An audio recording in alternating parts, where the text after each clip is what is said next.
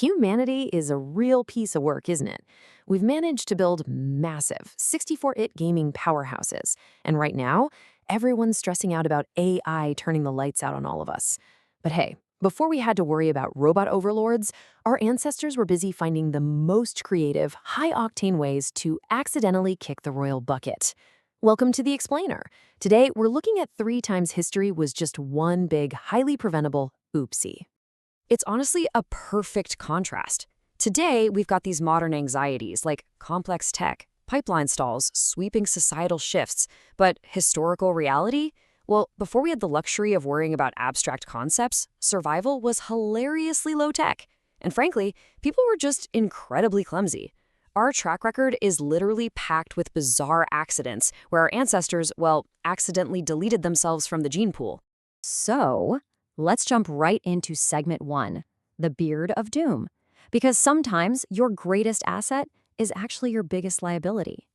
Take Hans Steininger. He was the 16th century mayor of a town sitting right on the Austro-German border.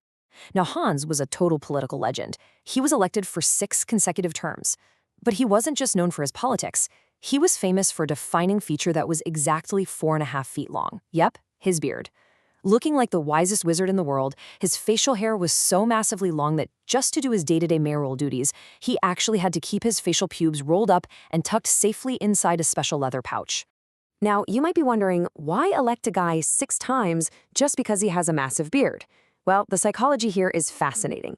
People back then figured, hey, if you have the sheer patience and dedication to brush, oil, and untangle a 4.5-foot beard every single day, you definitely have the patience to untangle local legislation. To them, extreme grooming equaled extreme political competence.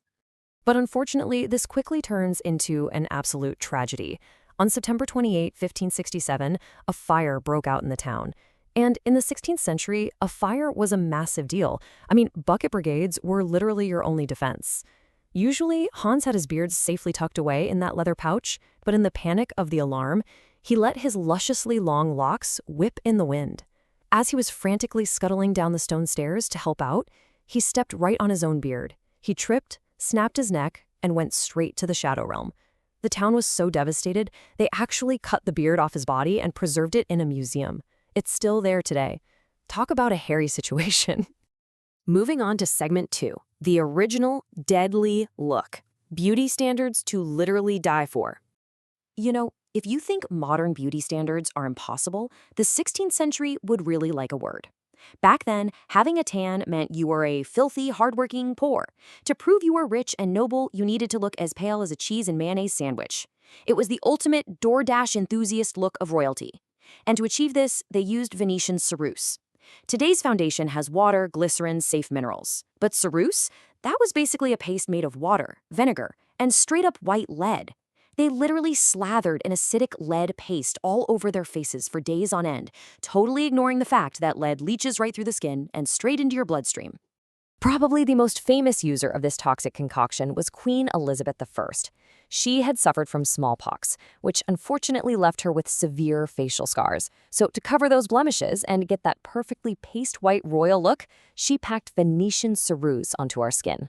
But the joke was kind of on her. Historians heavily speculate that her prolonged use of this heavy lead dust caused severe lead poisoning and likely the subsequent blood infection that finally sent her kicking the royal bucket. And it wasn't just the queen doing this. Take Countess Maria Coventry. She was a renowned beauty, an absolute babe of her era, but she was so obsessed with maintaining her porcelain complexion that she used massive amounts of the dust.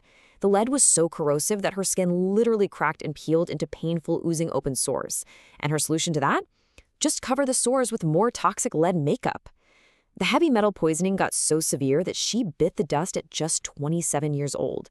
It turns out Drop Dead Gorgeous was a literal instruction manual back then. Finally, let's transition right into our 3rd segment, the heroic cough syrup, speedrunning to the grave with medicine. Let's set the scene here. It's the late 1800s in the United States, and thanks to the reckless prescription of morphine after the Civil War, nearly 1 in 200 Americans are hooked on this stuff. The medical market is desperately crying out for a safer, non-addictive alternative. Enter a little German pharmaceutical company called Bayer. In 1898, their chemist, Felix Hoffmann, took morphine and applied a chemical process to it. The early results were phenomenal. So powerful, in fact, that Felix named his creation after the German word heroic, meaning heroic or strong. Bayer quickly trademarked it and slapped it on the market as heroin. What's truly wild to think about today is just how recklessly this was marketed. Bayer pushed heroin as a totally safe, non-addictive wonder drug.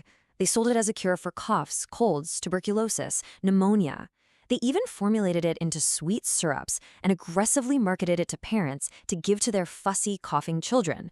I mean, think about the absolute absurdity of giving your toddler a potent narcotic for the sniffles.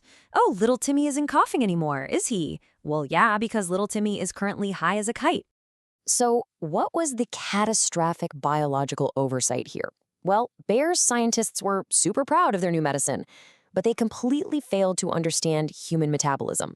They didn't realize that once ingested, the human body rapidly deacetylates the heroin molecules. In plain English, the body breaks it down straight back into morphine. But because of its specific chemical structure, it hits the brain much faster and is immensely more powerful. They hadn't cured morphine addiction at all. They'd just accidentally invented the world's most potent oopsie juice. Here is exactly how this built into a global nightmare. Step 1, you ingest the quote-unquote safe medicine. Step 2, your body instantly converts it into a superdose of morphine. Step 3, extreme addiction and rapid system shutdown. The long-term effects for consumers were horrifying. Patients demanded higher and higher doses, and when they tried to stop, they were hit with intense withdrawal. We're talking bone pain, muscle spasms, and in extreme cases, total respiratory failure. It literally took years for them to realize the disaster they'd caused. They quietly capped production in 1913 before it was eventually banned entirely. Which really brings us full circle. Surviving your own era. Because hey, at least you aren't tripping into a fire. We started this explainer looking at the modern things that keep us up at night. But the next time you're feeling stressed about the future of humanity, or you're getting frustrated that your 64-bit hardware is dropping frames, just take a deep breath and look at the bright side. At the very least, you aren't treating a winter cold with hard narcotics, you aren't purposefully poisoning your face with lead acid to look wealthy, and you certainly aren't tripping over your own 4.5-foot beard into a raging inferno. So, I'm going to leave you with this final provocative thought to chew on. When historians look back at us 300 years from now, what do you think they'll point to as our lead makeup phase?